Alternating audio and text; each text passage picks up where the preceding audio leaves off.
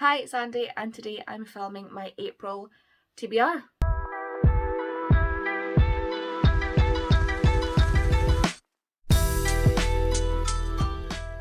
So April is the month of the Aurelium Magical Readathon, and I am participating by doing what I always do and not choosing a career, but instead I'm going to read a book for every topic, every class. So what I've done is I have compiled the list of all the classes. I actually have the syllabus here, and I've chosen a book for each one of these so that I don't have to choose what career I want to do. Yeah, so I'm just going to go through this and let you know what I've chosen and why I've chosen it. The first class is Alchemy, and the course focus for this is the principles of transmutation, and the reading prompt is metal in the name. So metal in the name of the title of the book, basically. For that, I have not cheated, but gone a direction, and that is Lessons in Chemistry by Bonnie Garmis. This doesn't have, I know people are thinking like the whole prompt is like silver, metal, steel, iron, like that sort of thing, but I didn't have any books like that. But if you look at this is in fact, they have used on the cover the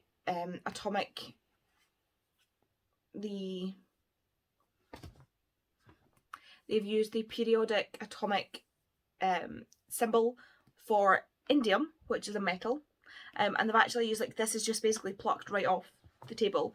So if it had said Fe, it would be iron, K would be potassium, that sort of thing. In is indium, which is a metal, so this has indium in the title, which is, as I've said like several times now, is a metal, so it has metal in the title. This is about a female chemist who is working in an all-male team in the 60s, and basically just, I suppose, like fighting for her ability to be respected. I don't know much about this. It says here that she ends up as the host of a cooking show, and she uses her chemical know-how to do that. So this sounds really interesting. It sounds like something I'll definitely enjoy. The next prompt is for Animal Studies, and that is a heads or tails, or heads and tails, sorry. So the prompt for this was to flip a coin, and if it was heads, you were to pick a non-fiction. If it was tails, you were to pick a fiction. For this, I chose The Picts History by Tim Clarkson. This is something I bought a while ago that I really wanted to read. I'm going to point out again, this series here, the Supernatural Sisters series, one of the characters is a Pict. Like, he is immortal and he is a Pict, and he has like the tattoos and stuff, and he's one of my favourite characters, so I was really interested in the history of the Picts. The Picts are also a very old Scottish tribe. As you can probably hear, I am Scottish, so it's something from my history. I'm very interested in this, very interested in the topic. This is as the heads or tails chose, is a non-fiction, and luckily it seems quite accessible. There's some photos, the writing so far it seems very nice and easy to read. The text is large, so hopefully it's a nice accessible non-fiction. The next prompt is for Art of Illusion, which the focus is disguise self. So the prompt for this was to match your clothes colour to the cover of the book. Now, I didn't pick these right now, so I am dressed because I'm going somewhere later on, but I was wearing an all pink outfit, so I've chosen Finlay Donovan is Killing It. This is the book that I'll be reading for the Barely Adulting podcast this month. I'm on the podcast for this month, so you'll get the episode on the 1st of May. And we will be reading this. I'll be reading this with Jem and Lisa. We're hoping it's going to be a good one because they've had a couple of duds the last couple of months, so no pressure, El Cosimano. Basically, this is about Finlay Donovan, who's a single mum and a crime writer who's got a bit of writer's block. And while she's in a cafe or a restaurant discussing her book or her ideas with her agent, someone overhears her talking about how she wants to kill one of the characters and believes that Finlay is in fact a hitwoman, and she hires her to kill her husband, and Finlay basically has to just work out what the hell to do. This sounds like a good time. Books and Lala absolutely loves it. I've not seen anybody give this a bad review, so I'm really just hoping, for the sake of Jem and Lisa's sanity, that this is a good book. The next prompt is for the class of Astronomy, and that is the course focus is the eclipse effect, and for that we need 2 letter E's in the title. For that I've chosen the Spirit Engineer by AJ West. As you can see, there is an E and an E, an E, an E. There's definitely at least 2 E's on this cover. This is a copy of the book I was given by Pia. Unfortunately, her dog got to it. Mulder is just very Mulder. I am not 100% sure about this. I thought, oh, it's signed and stamped and everything. I'm not 100% on this book. I don't know if I'm going to like it or not, but it sounds like something that's up my alley. I thought it was going to be like a fantasy or a paranormal, like horror type thing, but it's not. It's like a historical, magical realism type book, kind of, I suppose, along the sort of Babel avenue. So this is set after the Titanic has sunk and people are starting to get into like mediums and psychics and seances and all that sort of good stuff, while at the same time living alongside technology advancing. So things like electricity, light bulbs, it's further on than that, but you know what I mean. I'm really bad at trying to explain this. I really don't know exactly what this is about, but I just remember thinking, actually, that sounds like something I would like to give a chance. And of course, Pia was getting rid of this because she wasn't keen on it, so I thought, why not? She's going to give me this, like, literally she gave me this. I know obviously it's got like a little bit of a, it's Mulder love, it's fine. I'll look at it and remember Mulder. I love Mulder.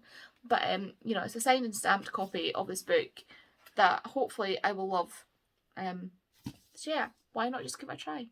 So the next class prompt is for Conjuration, and that is Spirit Binding Spells, and that is a book that is recommended by a friend. The book I've chosen for this is Magic Study by Maria V. Schneider.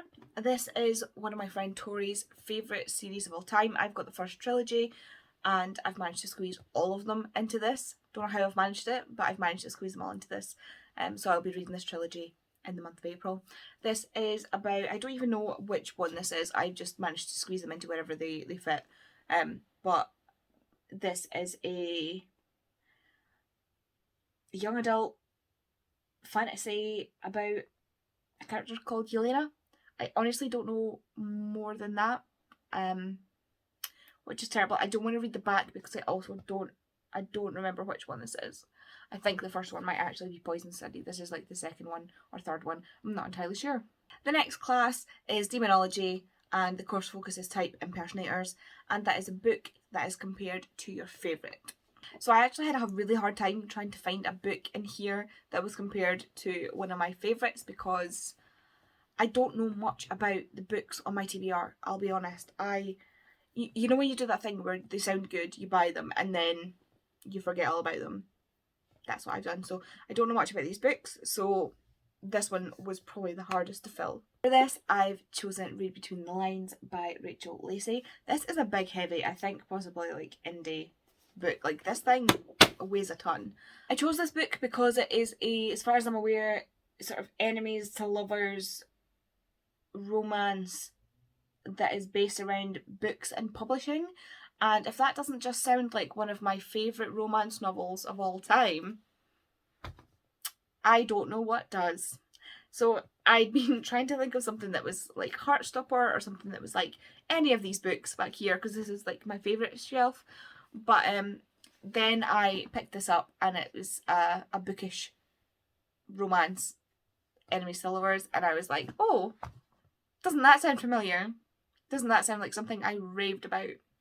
So yeah, I would say this is comparable to this, so I will be reading this for that prompt. I honestly don't know much more than that.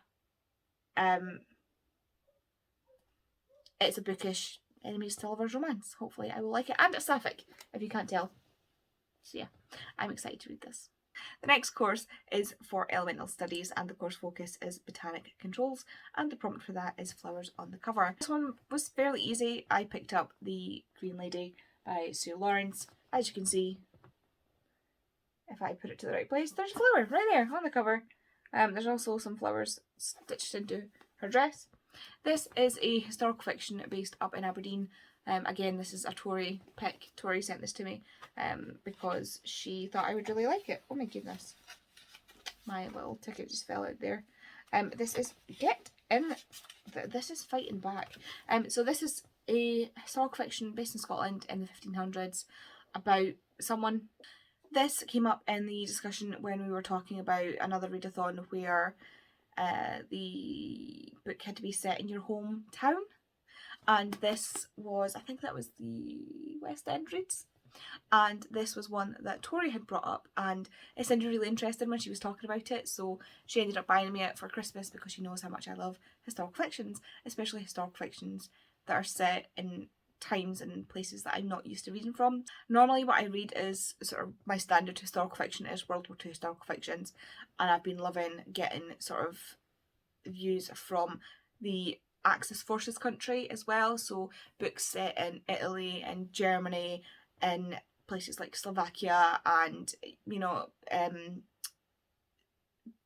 anywhere sort of root 70s rights basically, and that's sort of my go-to historical fiction. But this is set in the 1500s in Scotland, so I am all about reading that. It's also based on a true story, I believe, which is how I like my historical fictions. If it says based on a true story, I'm all over it. So the next is for Spells and Incantations, and it's the spell Magic Missiles, and that is a target length book of 389 pages to 415 pages. I take back what I said earlier about the other one being the hardest to find. This one was probably the hardest to find. I was pulling stuff off and checking it. It was a pain. And then eventually I decided just to go to my spreadsheet and look at the page numbers because that was much smarter. And lo and behold, Poison Study by Maria V. Schneider fit right into that. It's got 410 pages. I'm so sorry if you can hear my stomach going. I have decided to film this before lunch, and I know that I'm going to be having my lunch after, and my stomach's like eating itself, like, feed me now. So I've had to stop filming so many times because my stomach is like growling. So sorry if you can hear it, but I've already been filming for long enough. I'm not stopping now.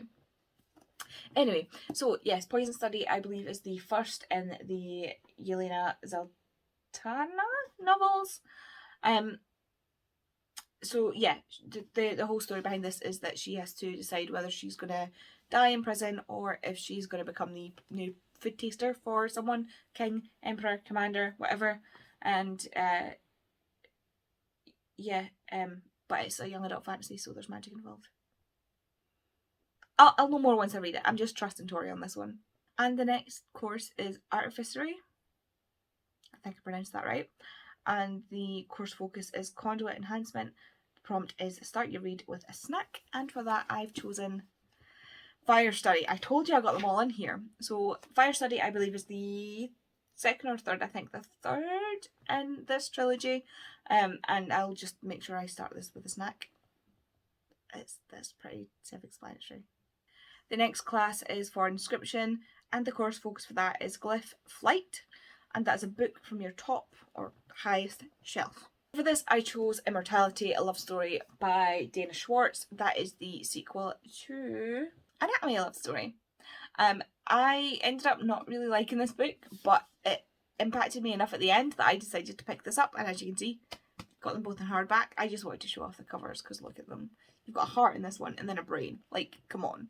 Anyway, this follows directly on, I assume, from Anatomy, a Love Story, and I don't really know much else about that. Yeah, I can't really tell you much else. I really just, I wasn't sure about Anatomy, but the ending just left me intrigued, so I really wanted to continue it, and it's a book that I think I'll be able to get through really quickly, so, you know, it was on top of my TBR shelf, so I'm just going to blast through it. The next course is for lore, and that is the course focus of The Legend of Dia. And that is a book with a map. For this, I've chosen The Casket Girls. This is a chunker. Like, again, this is one of those sort of like self-pub heavy ass like covers. It's just so heavy. This one's going to kill me, I think. This one does indeed have a map. So here we are. There is a map, a nice lovely map of New Orleans where it is set.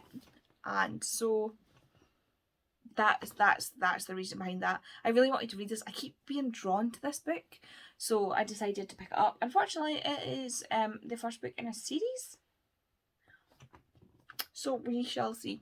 I'm not entirely sure what this is about. It's about a storm that hits New Orleans. I don't know if that's contemporary or not. There are some chapters that just have the date of October and some chapters that have the date of the 1700s. So I don't know if this is going to go back and forward or if it's going to be all set in the past and I'm just missing something. I'll find out when I read it. But the Casket Girls, if you're familiar at all with the originals, which is a spin-off series of the Vampire Diaries, you will know sort of the basis of the Casket Girls. These are girls that are sacrificed and reborn in New Orleans to help with the witch's magic. That's what they are in the show, but I'm not 100% sure on how it's going to go in this. I do know there's magic involved, but it just sounds really, really interesting. And it says here, caught in a hurricane of myths and monsters, Adele must untangle a web of magic that weaves back to her own ancestors. So like, it just sounds so interesting. Ancestors, historical, like it just sounds really good. Okay, I've only got 3 books left. I know this is disintegrating into chaos. Okay, so next one is Psionics and Divination. I think I've pronounced that right. And that is Cloud Study 101. So it's a book with clouds on the cover or in the title. For this, I've chosen An Island at War by Deborah Carr. As you can see, that is a nice cloudy background there. This is a book that is about Jersey, which is an island off of France, let's face it, but it's part of the UK, and the UK during the Second World War.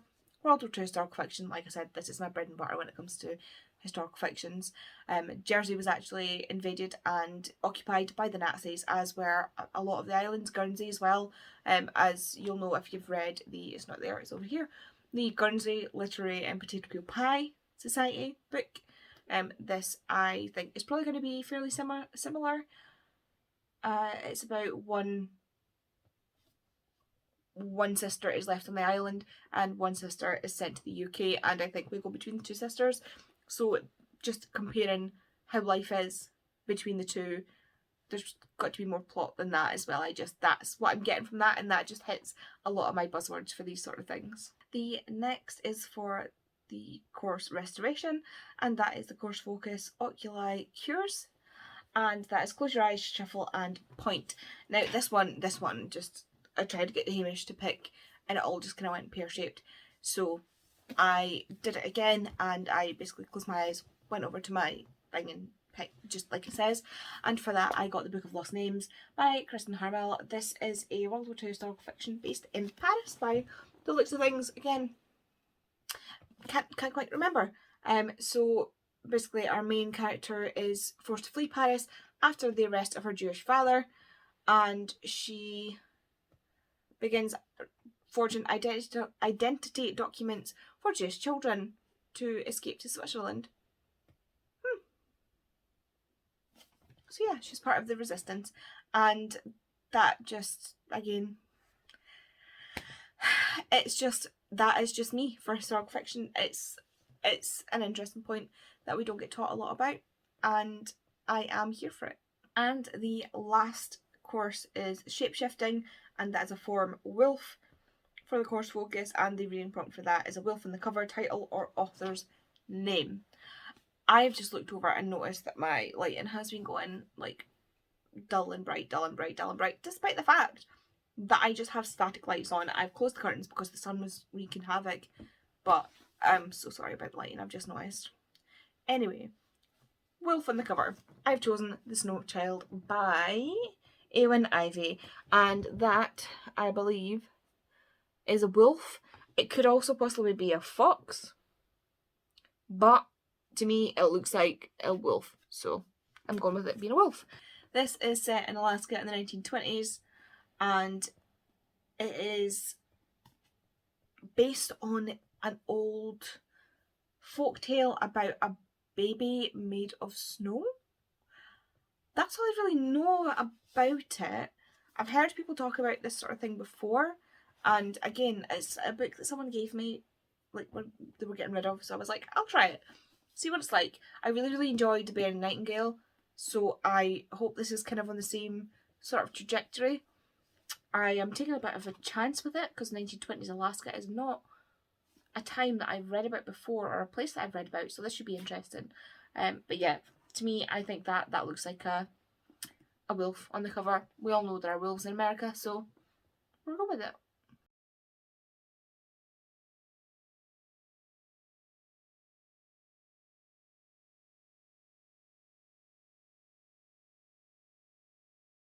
So that is it for my April Aurelium Magical Readathon TBR. That was a mouthful. If you've read any of these books, please let me know. Let me know what you think. If you're going to be reading any of these books, let me know. I really hope that my reading mojo continues through to August, through to April. Geez, August is a while away. Through to April, because I've been reading great in March. You'll see in my second wrap up, because the video before this, that's not a vlog, will be my mid-month wrap up. Because I've read so many books that I was not doing it all at once in a wrap up. So yeah, thank you very much for watching. Again, sorry if this is a bit chaotic and a bit too off the cuff and a bit just mental. It's one of those days, but I was getting this filmed and I probably hate myself in editing. So thank you, Edit and Andy. I love you so much, and I'm very sorry. But yeah, links down below as usual. Thank you very much for watching this, and I will see you in the next video. Bye.